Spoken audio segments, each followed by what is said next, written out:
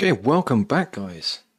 And in the previous lesson, what we did is we managed to style up our product list page to make it a little bit nicer and make it appear a bit more like a e-commerce site. And we did that with implementing some CSS like so.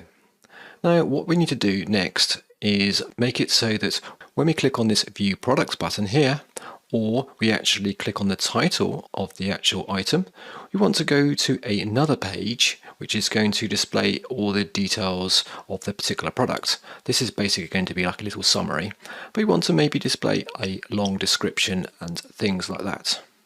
So how are we going to do that? Well, we need to implement a form of routing so that when we click on this, we don't want the entire web page to completely re-render itself, like effectively doing a hyperlink, because that will make the browser refresh the entire page from scratch, and that is a pretty horrible user experience.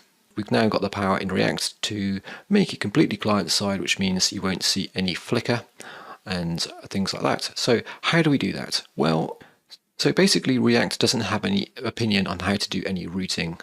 Now you may notice that because I'm from the UK, I'm going to say routing, but I know Americans say routing, so I might flip between the two pronunciations, so I do apologize for that. So I'm trying to make this course universal, so I might say routing or routing depending on how you pronounce it, but it's effectively the same thing. So as I said, React doesn't have any opinion on how you do any routing. So you can actually implement it yourself, or you can use a third-party library to do this. One of the most popular libraries that's used in React is called React Router here. So this is the actual URL, so React Router or router.com. And it's currently on version 6 at the time of recording this course.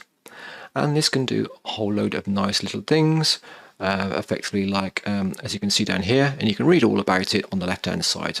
And we're going to introduce just the little bits that we need to make our e-commerce site work. Okay, so what we need to do first of all is basically wire this guy in. Well, before we even wire this guy in, we need to install it. So this is the command that we need to install the React Router. So npm install React Router version 6. Let's copy that guy and go to a terminal. Just going to run that npm core, and that's going to take just a few moments to install React Router on our project. While that's installing, let's have a look and see what else we need to do.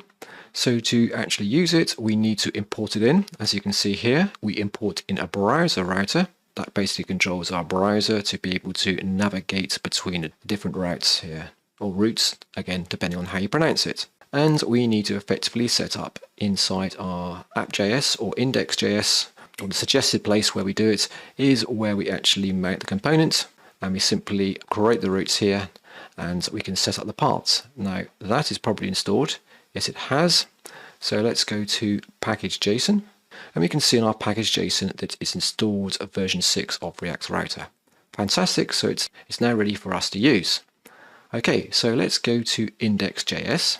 And we've currently got this, which is a standard setup for React. What we're going to do is we're going to import React Router in. So let's do import browser router. Actually, just to make my life easier, I'm just going to simply copy from the example code here, like so, and just paste that import in. Just after our React strict mode, we need to do browser router like this, and basically wrap our app in this browser router. Okay, and then we can set up some routes. So let's do that. Let's do routes. The first route's going to be one that goes to the actual main page of our website, the normal index. So let's do path, and it's going to be a /. That's going to resolve to our main index page. What we need to do next is basically when we get to that route path, we want it to use our app element. So we can say element equals, and in curly braces we say this bit down here, where we've got app. We just paste that guy into there and finish off the right. Okay, so that basically means that when we go to our first home page, we simply call our elements app. So it gets exactly the same thing as we currently did. And from there, we can simply create more routes. So we can have a route, for example, to our checkout page, which we haven't actually written yet. Let's do path equals maybe checkout. And then we can do another one. That should be right. We could do another one, for example, basket. And then we can do one for a product. Okay, so that is basically it for the root element. We're going to come back to this root file and set another one up for our product detail page and also for our shopping basket and our checkout page, for example. But the main aim for this video is just to make sure we have installed it and it is working correctly. So let's give that a save and let's go back to our app.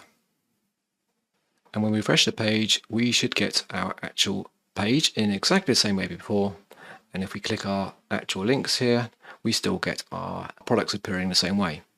What we want to do next is be able to set it so that we can actually click these links and go to the product page. So now we've got it installed and we know how to configure it. We're going to take a break here and we're going to carry on in the next video. See you in just a moment.